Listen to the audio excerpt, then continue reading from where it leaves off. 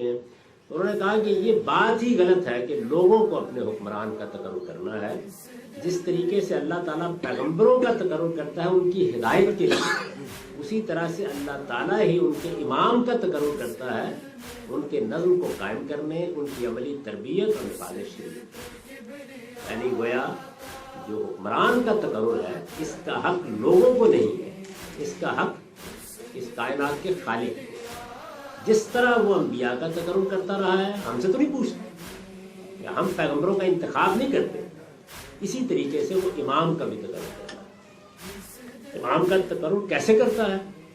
خدا کے رسول کے ذریعے سے کرتا ہے، یعنی وہ اپنے رسول سے یہ کہتا ہے یا اپنے نبی سے یہ کہتا ہے کہ فلاں شخص کو امام مقرر کر دیا۔ اس چیز کو عوام کی ثوابدید پر نہ چھوڑا جا سکتا ہے اور نہ عوام کی ثوابدید پر چھوڑ کے ہم وہ خیر پیدا کر سکتے ہیں جو ہونا چاہیے ایک امام کے تقرر کے نتیجے میں۔ اس وجہ سے شیعہ علم کلام میں امام نمائندہ الہی ہے اور وہ جو حکومت قائم کرتا ہے وہ حکومت الہی ہے، یعنی وہ خدا کی حکومت ہے، اس میں عوام کا تقرر میں کوئی دخل نہیں ہوتا۔ اور اس کی پھر وہ ایک ترتیب بیان کرتے ہیں کہ رسول اللہ صلی اللہ علیہ وسلم نے اپنے بعد سیدنا علی رضی اللہ عنہ کو امام کی حیثیت سے مقرر کر دیا۔ یعنی اب ہم کہاں پہنچ گئے؟ پہلے ان کے اصول خمسہ ہم نے سمجھے، ان اصول خمسہ کے اندر سے چوتھی چیز امامت زیر بحث ہے۔ امامت کے بارے میں وہ یہ کہہ رہے ہیں کہ امام کا تقرر خدا کرے گا، جو حکومت وجود میں آئے گی وہ ریپبلک جمہوریہ نہیں ہوگی، وہ حکومت الہیہ ہوگی، ڈیوائن گورنمنٹ ہوگی، خدا کے قانون کے مطابق خدا کی ہدایت میں فیصلے کرے گی۔ جس طرح سے پیغمبر معصوم ہے، وہ غلطی نہیں کر سکتا، امام بھی غلطی نہیں کر سکتا۔ اور امام کی حیثیت سے پہلے امام کا تقرر خود رسالت مآب صلی اللہ علیہ وسلم نے کیا۔ پہلے امام کا تقرر جب رسالت مآب صلی اللہ علیہ وسلم نے کر دیا تو حادثہ کیا ہوا؟ حادثہ یہ ہوا کہ صحابہ کرام نے اس فیصلے کو ماننے سے ان کی بات جیسے وہ کہتے ہیں ویسے حوصلے کے ساتھ سمجھنی بھی چاہیے۔ یعنی رسول اللہ صلی اللہ علیہ وسلم نے جب سیدنا علی کا تقرر کر دیا تو ہونا یہ چاہیے تھا نا کہ سب اس فیصلے کو مان لیتے، وہ یہ کہتے ہیں کہ ماننے سے انکار کر دیا۔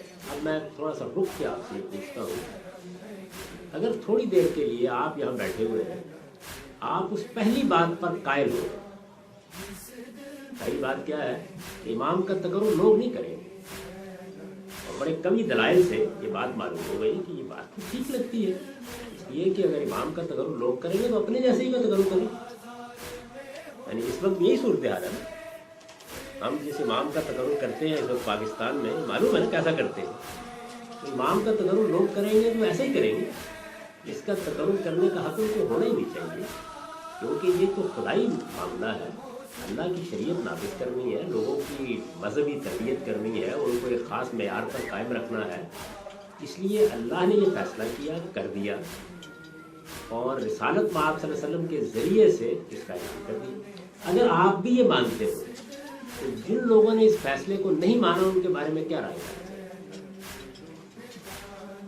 ٹھیک ہے یہ بات؟ اچھا، جنہوں نے نہیں مانا ان کے بارے میں آپ جب رائے قائم کریں گے تو وہ رائے جو کچھ بھی ہوگی وہ کچھ کم سخت نہیں ہوگی۔ یعنی اگر میں بہت شائستہ الفاظ بھی استعمال کروں تو یہ کہا جائے گا نا کہ غصب کر دیا، یعنی کم سے کم یہ لفظ بولا جائے گا۔ غاصب لوگوں کے بارے میں آپ کیا کریں گے؟ وہی کریں گے جس کو وہ تبرہ اور تولا کے لفظ میں بیان کرتے ہیں۔ جو حقیقی امام ہے اس کے ساتھ آپ کی غائب درجہ محبت ہونی چاہیے، اس کے لیے آپ اپنے جان مال قربان کرنے کے لیے تیار ہوں، کیونکہ وہ خدا کا مقرر کرتا ہے۔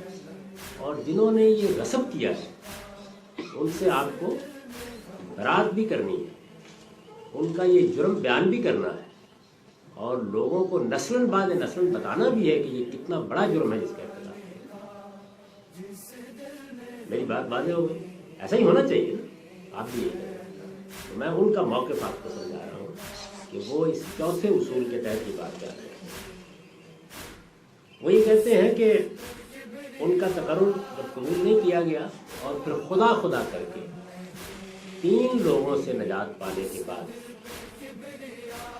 ان کو حکومت سنبھالنے کا موقع ملا، پھر بھی نہیں سنبھالا،